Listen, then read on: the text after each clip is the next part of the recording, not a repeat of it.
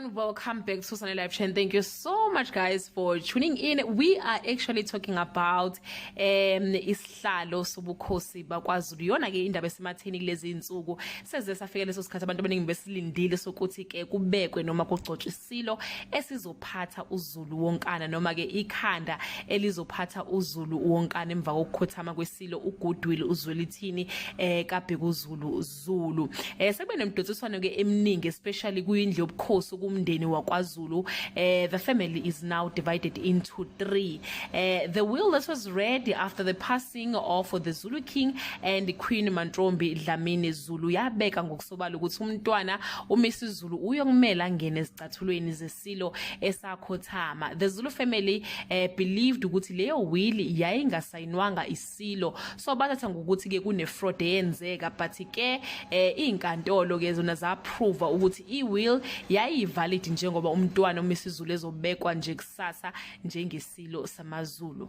Allegedly uNdlunkulu noma oNdlunkulu besilo abanye kanye nabantwana nomndeni bona ke baqoka isilo umntwana noma baqoke umntwana Usmakade oyindodana yenkosi naye kodwa oyizinyane lenkosi, sisho njalo isiZulu oyizinyane lenkosi naye kodwa ayithola ngaphandle komshado, wangashada nonina. Bathi ke umlando uyaziphinda phinda njengoba noShaka waba inkosi ezalwa intombi Nandi Mhlongo.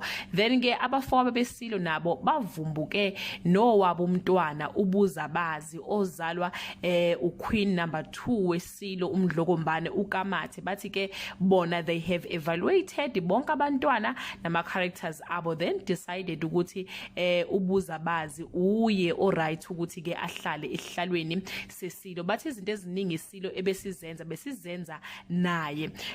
Lokhu ke nakho bakithi kukodwa nje kukhomba ukuthi kunoqhekelo olukhulu nakhona koNdlunkulu. Kusenza sizibuza ukuthi ubani kanti okhetha umntwana uSmakade njengoba kuthiwa ke wakhethwa oNdlunkulu besilo.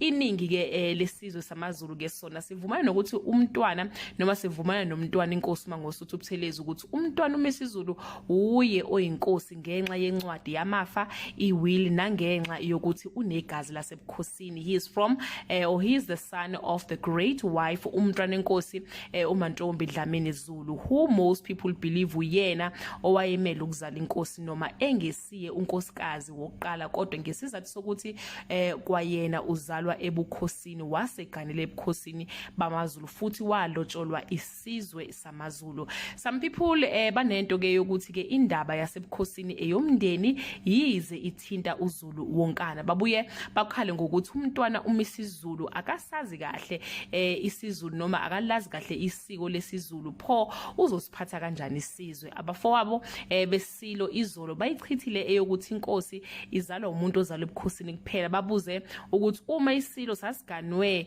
ingane yasebukhosini mhlambe bamangisi, uZulu wawuzovuma yini ukuphathwa yiyo iwumlungu. Injalo ke bakithi ke indaba kuphithe namakhanda kuZulu wonkana njengoba ke kunongaboni ngasolinye emndenini nakuso isizwe sonkana. Nami ke bengisiya kwijikayo ngicela usho umbono wakho ngenzansi and share ukuthi ngokwakho ukubona ubani ofanelwe ukuhlala ehlalweni sesile singasekho isilo uZwelithini Goodwill kaBhekuzulu Zulu.